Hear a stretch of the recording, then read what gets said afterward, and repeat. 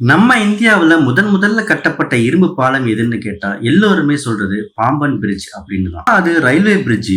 வாகன போக்குவரத்துல முதல்ல கட்டப்பட்ட பாலம் கல்கத்தாவில் இருக்கிற ஹவுரா பிரிட்ஜ் தான். கல்கத்தா ஸ்வீட்டுக்கு எவ்வளவு ஃபேமஸா இருக்கோ அதே போல இந்த ஹவுரா பிரிட்ஜுக்கும் ரொம்ப ஃபேமஸான நகரம்னு சொல்லலாம்.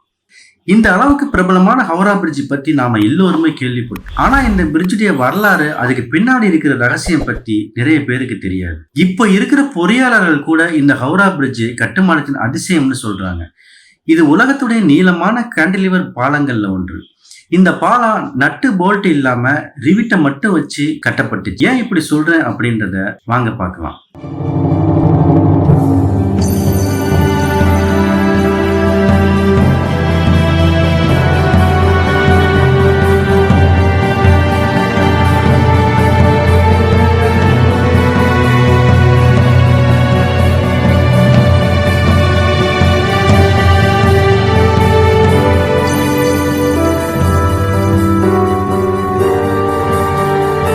நம்ம நாடு சுதந்திரம் அடைகிறதுக்கு முன்னாடி வரைக்கும் ஆங்கிலேயர்களுக்கு பிடித்தமான நகரமாகவும் 1911 வரைக்கும் ஆங்கிலேய ஆட்சியின் தலைநகரமாகவும் இருந்ததுதான் கல்கத்தா. 1800களின் பிற்பகுதியில் கல்கத்தா மற்றும் ஹவுரா நகரங்களுக்கு இடையில ஹூக்ளிங்கிற நதிக்கு மேல எந்த ஒரு பாலமும் அந்த சமயத்துல கிடையாது. வெறும் படகு மூலமா மட்டும்தான் அந்த நதியை கடந்து போக முடியும். இதனால இந்த ஆற்றை எளிதாக கடந்து போறதுக்காக அப்போ இந்தியாவை ஆட்சி செய்துட்டு இருந்த ஆங்கிலேயர்கள் 1871ஆம் ஆண்டு இந்த நதிக்கு மேல ஒரு பாலத்தை கட்ட முடிவு செய்யறாங்க. 1882ல பிரிட்டிஷ் சிவில் என்ஜினியரான சர் பிராட்ஃபோர்ட் லெஸ்லியுடன் மிதவை பாலம் ஒன்று கட்டுவதற்கு ஒப்பந்தம் கையெழுத்தானது. அவர் முதல்ல ஒரு மிதவை பாலத்தை கட்ட ஆரம்பிச்சாரு. இந்த பாலத்தின் பல்வேறு பகுதிகள் இங்கிலாந்துல தயார் செய்யப்பட்டு கல்கத்தாவுக்கு கொண்டு வரப்பட்டு அங்கே இணைக்கப்பட்டுச்சு. 1874ஆம் ஆண்டு மார்ச் 20 அன்னைக்கு ஏற்பட்ட பெரிய சூறாவளியால பாலம் கணிசமா சேதமடைஞ்சிச்சு. எஜீரியா அப்படின்ற நீராவி கப்பல் பாலத்தின் மீது நேருக்கு நேர் மோதினதுனால சுமாரா 3 பாண்டூன்களை மூழ்கடிச்சிருச்சு. பாலத்துல கிட்டத்தட்ட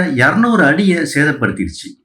1874ஆம் ஆண்டு மொத்தம் 2.2 மில்லியன் ரூபாய் செலவுல பாலம் கட்டி முடிக்கப்பட்டு, இது ஒரு சாதாரண பாலமா தான் ஆரம்பத்துல கட்டப்பட்டுச்சு. அந்த ஆண்டு அக்டோபர் 17 அன்னைக்கு போக்குவரத்துக்காக திறந்து வச்சாங்க. அப்போது பாலம் 1528 அடி நீளமும் 62 அடி அகலமும் கொண்டதா இருந்துச்சு. 2 பக்கமும் 7 அடி அகல நடைபாதைகள் இருந்துச்சு. அது மட்டும் இல்லாம இந்த பாலத்துக்கு ஜூப்ளி பிரிட்ஜ்னு பேரும் வைக்கிறாங்க. 1901ஆம் ஆண்டுல பிரிட்டிஷ் கட்டிட கலைஞர் ஹால்சி ரிகார்டோ புதிய ரயில் நிலையத்தை வடிவமைக்கிறாரு. இது டிசம்பர் 1, 1905 அன்னைக்கு பொதுமக்களுக்கு திறந்து வைக்கப்பட்டுச்சு. இதனால இந்த பாலத்தை மக்கள் பயன்படுத்தும் எண்ணிக்கை மிகவும் அதிகமா இருந்துச்சு. நீர்மட்டம் உயரும் நேரங்கள்ல இது செங்குத்தாகவும் மாட்டு வண்டிகள் அந்த இடத்தை கடக்க முடியாமல் இருந்துச்சு. இதன் விளைவா போக்குவரத்து நெரிசலை உண்டாக்கி இருக்குது.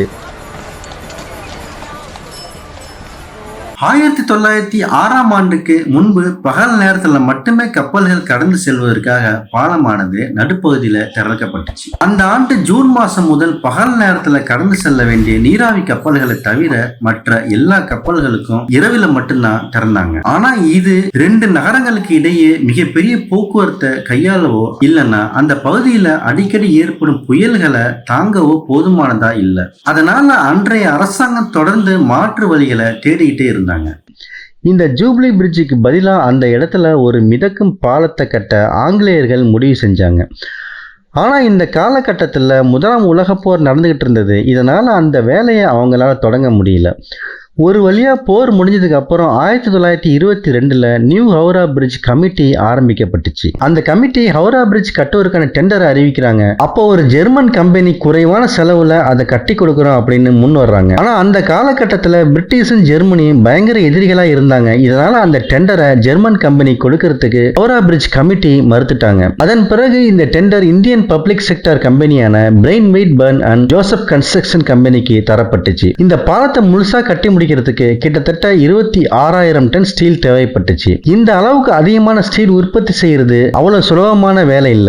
அந்த காலகட்டத்தில் நம்ம நாட்டுல மிகப்பெரிய ஸ்டீல் உற்பத்தியாளா இருந்தது டாடா ஸ்டீல் மட்டும்தான். அவங்க கிட்டத்தான் இந்த பாலம் கட்டுவதற்கு தேவையான ஸ்டீல் உற்பத்தி செய்யற டெண்டர் கொடுக்கப்பட்டுச்சு. அவங்களும் சுமாரா 23,000 டன் ஸ்டீலை உற்பத்தி செஞ்சு கொடுத்தாங்க. மீதி உள்ள ஸ்டீலை இங்கிலாந்துல இருந்து தயாரிச்சு கொடுத்தாங்க. தேவையான ஸ்டீல் எல்லாமே தயாரிச்சு முடிஞ்சதுக்கு பிறகுதான் ஹவுரா பிரிட்ஜ் உடைய மொத்த டிசைனையும் தயார் செய்யறாங்க. இந்த ஹவுரா பிரிட்ஜுடைய நீளம் 2313 அடியும், அகலம் 71 அடியும், உயரம் 269 அடியும் இருந்துச்சு.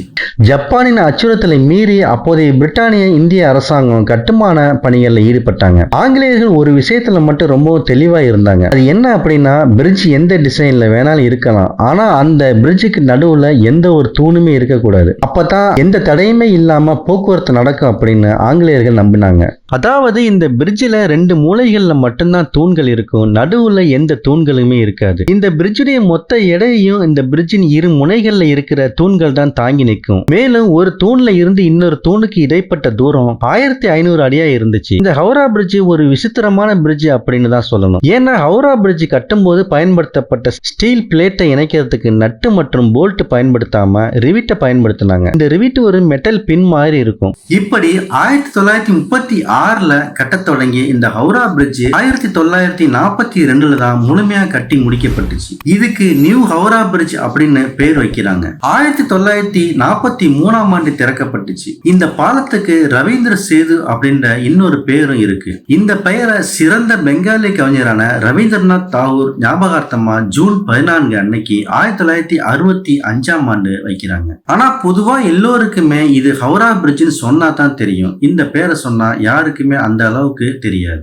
இன்னைக்கு இந்த பிரிட்ஜ் ஒவ்வொரு நாளும் சுமாரா 1 லட்சம் வாகனங்களும் 1.5 லட்சம் மக்களும் பயன்படுத்துறாங்க. இதுல வேடிக்கையான விஷயம் என்னன்னா, உலகின் 3வது மிக நீளமான கேண்டிலிவர் பிரிட்ஜ்னு சொல்லப்படுற இந்த ஹவுரா பிரிட்ஜுக்கு இன்னைக்கு வரைக்கும் இனாகரேஷன் ஃபங்க்ஷன் பண்ணவே இல்லை. அதுக்கு காரணம் பாலம் கட்டி முடிக்கிற சமயத்துல, அதாவது 1943ல 2ஆம் உலக போர் நடந்துகிட்டு இருந்துச்சு. அதனால ஜப்பானிய விமான தாக்குதலின் அச்சம் காரணமா அரசாங்கம் பாலத்தை முழுமையா திறக்கல. பாலத்துல பயன்படுத்திய முதல் வாகனம்னு சொன்னா அது டிராம் தான். இந்த பாலம் கொல்கத்தாவின் நுழைவாயில் அப்படின்னு சொல்றாங்க. ஏன்னா இது கல்கத்தா நகரத்தையும் ஹவுரா நிலையத்தையும் ஒன்னா இணைக்குது. அதே சமயம் பொதுமக்கள் பண்ற ஒரு சின்ன தவறால 81 வருடங்களுக்கு மேலாகியும் கம்பீரமா இருக்கும் இந்த ஹவுரா பிரிட்ஜ் கொஞ்சம் கொஞ்சமா அழிஞ்சுகிட்டே வருதுன்னு தான் சொல்லணும். அதுக்கு சில காரணம் என்னன்னா, இந்த ஹவுரா பிரிட்ஜ்ல ஒரு நாளைக்கு லட்சக்கணக்கான மக்கள் நடந்து போறாங்க. அதுல நிறைய பேர் புகையிலைய போட்டுக்கிட்டும் பான் பராக்க மென்னுகிட்டும் இந்த பிரிட்ஜிலேயே துப்பிட்டு போறாங்க. இப்படியே வருஷ கணக்கா நடக்கும்போது அந்த பிரிட்ஜுடைய ஸ்டீல் எச்சில் பட்டு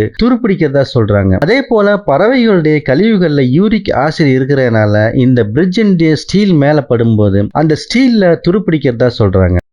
இந்த ஹவுரா பிரிட்ஜில் ஒவ்வொரு வருஷமும் பறவைகளால சேதமடைஞ்ச பாகங்களை சரி செய்யறதுக்காக அந்த அரசாங்கம் கிட்டத்தட்ட 5 லட்சம் ரூபாய் செலவு செய்யறாங்க. 2005ஆம் வருஷம் ஒரு மிகப்பெரிய சரக்கு கப்பல் இந்த பிரிட்ஜுக்கு அடியில போயிட்டு இருக்கும் போது அந்த கப்பல் பிரிட்ஜுக்கு அடியில மாட்டிக்குது. இதனால ஹவுரா பிரிட்ஜுக்கு மிகப்பெரிய அளவுல சேதம் ஏற்படுது. மேலும் இந்த மொத்த ஹவுரா பிரிட்ஜுக்கும் பெயிண்ட் அடிக்கவே மொத்தம் 26,500 லிட்டர் பெயிண்ட் தேவைப்படுதுன்னு சொல்றாங்க. அதுக்கு மொத்தமா 65 லட்சம் செலவாகும்னு சொல்றாங்க. 2011ஆம் ஆண்டு இந்த பிரிட்ஜில் சில சீரமைப்பு பணிகள் செய்யப்பட்டுச்சு. அப்போ சுமாரா 8 டன் ஸ்டீல் பயன்படுத்தினாங்க. அதுக்கு மொத்தமா 50 லட்சம் செலவாகுது. இன்னைக்கு ஹவுரா பிரிட்ஜ் கல்கத்தாவுக்கு மட்டும் இல்ல, இந்தியாவுக்கே ஒரு மிக சிறந்த அடையாளமா இருந்துட்டு இருக்குது. இதை பாதுகாக்க வேண்டியது இந்திய அரசின் பொறுப்பு மட்டும் இல்ல, அந்த பிரிட்ஜை அன்றாட வாழ்க்கையில பயன்படுத்தக்கூடிய மக்களாகிய நம்ம கிட்டே இருக்குது அப்படின்றது நம்ம எல்லோருக்குமே புரியணும்.